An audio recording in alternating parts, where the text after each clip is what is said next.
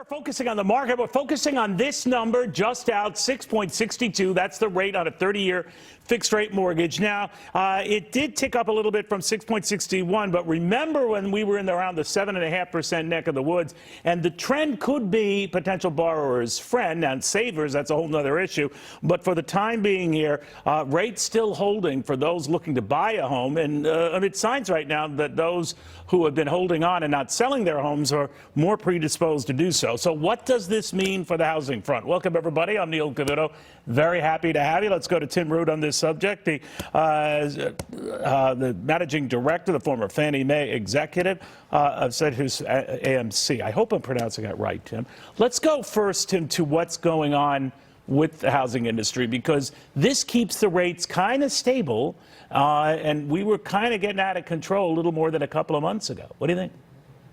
Hi, Neil. Happy New Year. Boy, I'll tell you, it's interesting. There's some eerie parallels. I wouldn't say eerie, parallels. 2023 to 2024. Each year started around 6% in terms of the interest rates.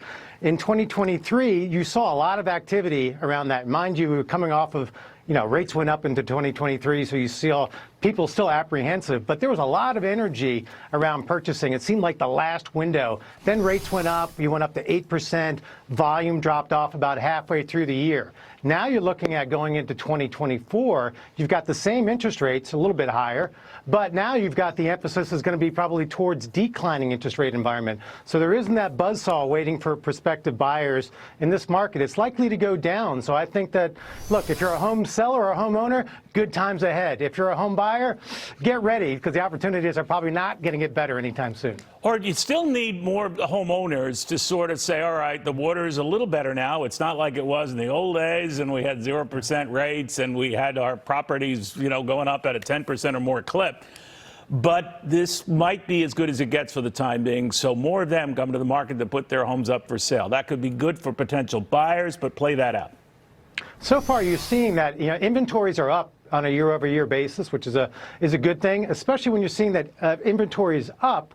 Mind you, it's about half of the historical average, but it's up from 2023. But you're seeing the sales pace keep up with that. So as new properties come on the market, you're seeing the sales keep up with that. That's evidence of a pretty healthy market from supply and demand side. And also you can evidence that there is more demand than supply by the fact that even after a lot of appreciation during COVID, last year you saw somewhere between 3 to 6% appreciation in home prices, and you're probably going to see it again this year.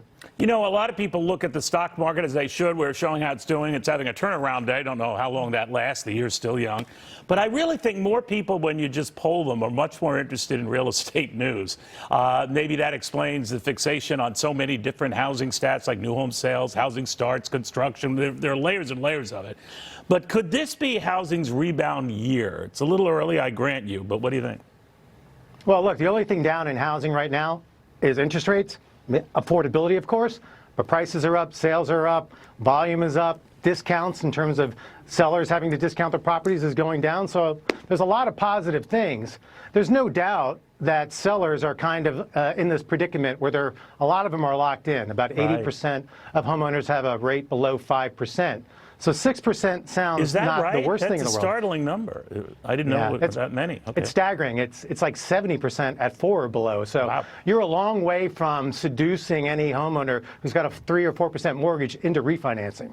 So while you're going to see more home sales transactions pick up, the aggregate demand for mortgages is going to be still modest. It'll probably be 15% higher than last year just to account for the new home purchases, but not so much in the refinances. Got it. Tim, great seeing you. Happy New Year again to you, Tim Rood.